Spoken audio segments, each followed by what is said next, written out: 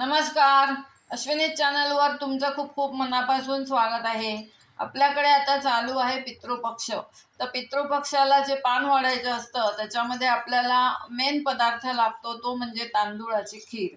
तर तांदूळाची खीर करण्यासाठी मी मागच्या वर्षी तो व्हिडिओ अपलोड केला आहे. त्याच्यात तांदूळाची खीर तुम्हाला दाखवली आहे, पण त्याची पद्धत थोडी वेगळी आहे.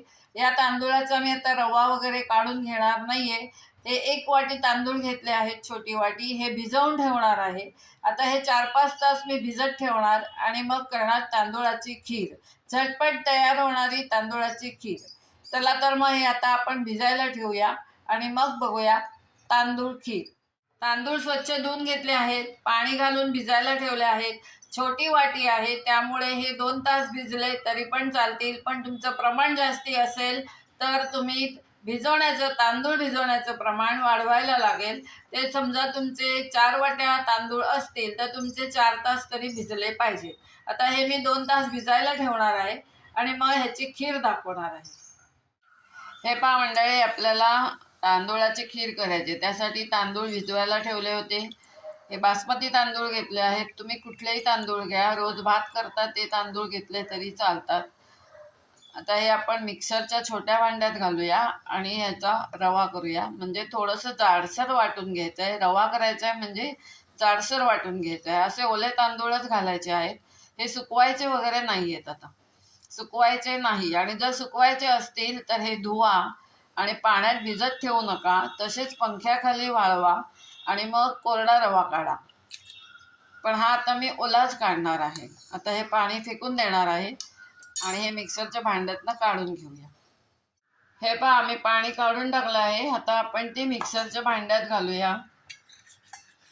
छोट्या भांड्यात घालायचे आहेत आणि पाणी घालायचं नाहीये. हे असंच आपल्याला वाटायचं आहे.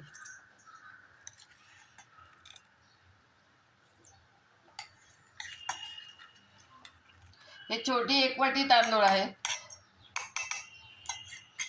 आता हे सर्व तांदूळ मी ह्याच्यात घालून घेते आणि मग वाटून घेऊया. आपण जे तांदूळ काढून घेतले ते बघा साधारण या पद्धतीत झालेले आहेत. एकदम जाड नाही, एकदम बारीक नाही.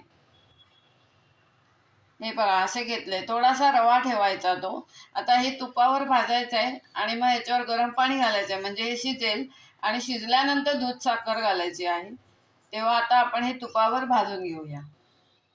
हे बघा, आपण पाणी ठेवलं आहे इथे उकळायला. पाण्याला उकळी आलेली आहे. पाणी हे अंदाजाने ठेवलंय मी. 1 वाटी तांदूळ आहे, 2 वाट्या पाणी ठेवलंय. ते कढई ठेवली आहे बाजूला, त्याच्यात तूप घालून घेतलं आहे. साजूक तूप आहे. आता आपण मिक्सरमधनं जे तांदूळ काढले ते आता आपण ह्याच्यात भाजून घेऊया.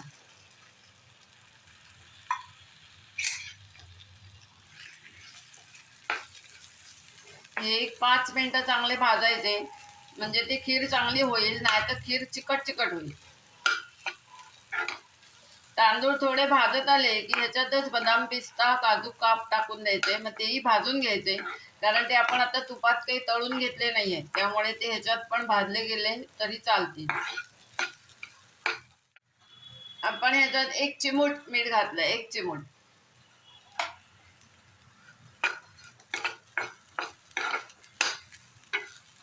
हे मी भाजून घेते. 5 मिनिटं द्या. 5 मिनिटांमध्ये ही तयार होईल. याचा थोडासा रंग बदलला पाहिजे.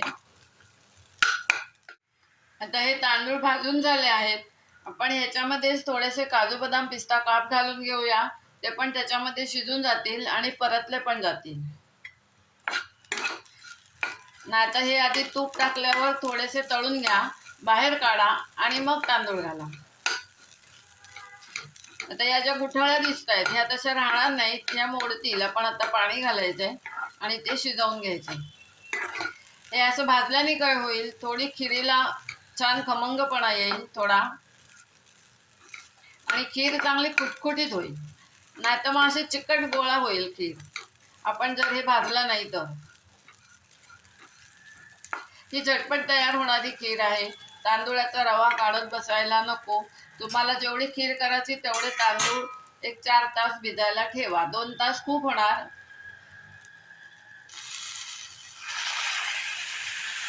आता आपण पाणी घालून घेत आहोत. गरम पाणी आहे. 1-2 वाट्या जर तांदूळ असतील तर 2 तास खूप झाले, पण तुमचं प्रमाण जर मोठं असेल खिरीचं, तांदूळ जास्ती असतील तर एक 4 तास तरी ते भिजले पाहिजे. आता हा गॅस मध्यम ठेवला आहे आणि इथंच उभं राहायचं आहे, नाही ते खाली चिटकून जाईल. तांदूळ आहेत ते, पाणी लागलं तर परत घालायचं आहे. त्याला एक 5 मिनिटं लागतील. एक 10 मिनिटात तयार होणारी खीर आहे. हे बघा मंडळी, आपले तांदूळ शिजून तयार झाले आहे. तांदूळाचा रवा, तांदूळ नाही.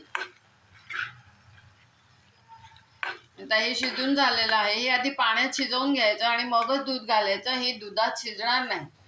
आता मी याच्यात दूध घालत आहे. दूध पण मी आत्ता थोडंच घालणार आहे, कारण ही खीर आहे ही अळते. मी आत्ता 1 वाटी दूध घातलं आहे आणि 1 वाटी साखर घालत आहे.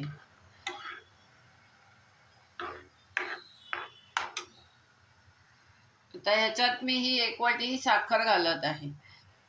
आता ही 1 वाटी साखर घातली आणि एकदम गोड होईल. तुम्हाला जर आंबट पाहिजे असेल तर साखरेचं प्रमाण कमी करा आणि वाढवायची गरज नाही. हे प्रमाण बरोबर आहे, कारण तांदूळाची वाटी छोटी आहे.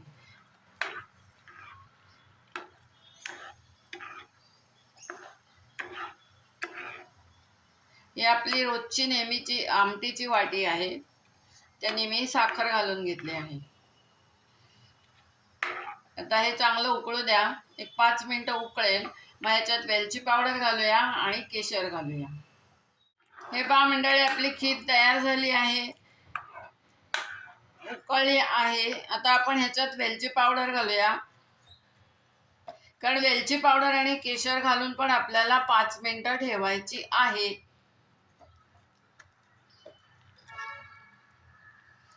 ही वेलची पावडर घातली आणि हे केशर दुधात घालून घेतलेलं आहे, हे घालून घेऊया.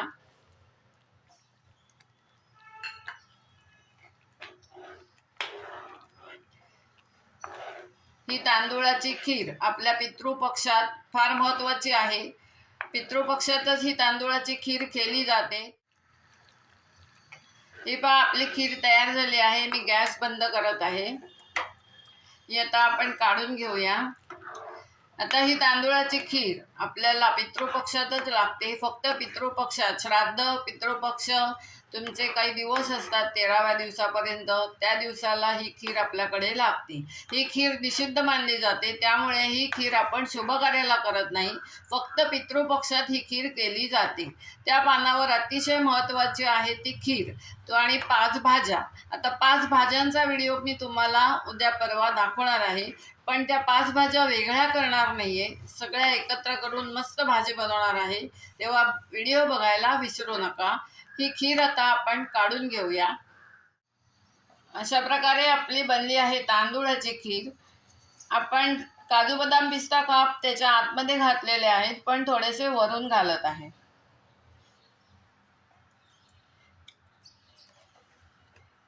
ही खीर अळत जाते, त्यामुळे ह्याच्यात एकदम दूध घालायचं नाही. तुम्ही जेव्हा घेणार, तुम्ही भोजनास बसणार आणि पानात घेणार, तेव्हा आपण दूध घालायचं आणि परत सारखी करायची. आता ही थोड्या वेळाने घट्ट झालेली असेल, कारण ही खीर अळते.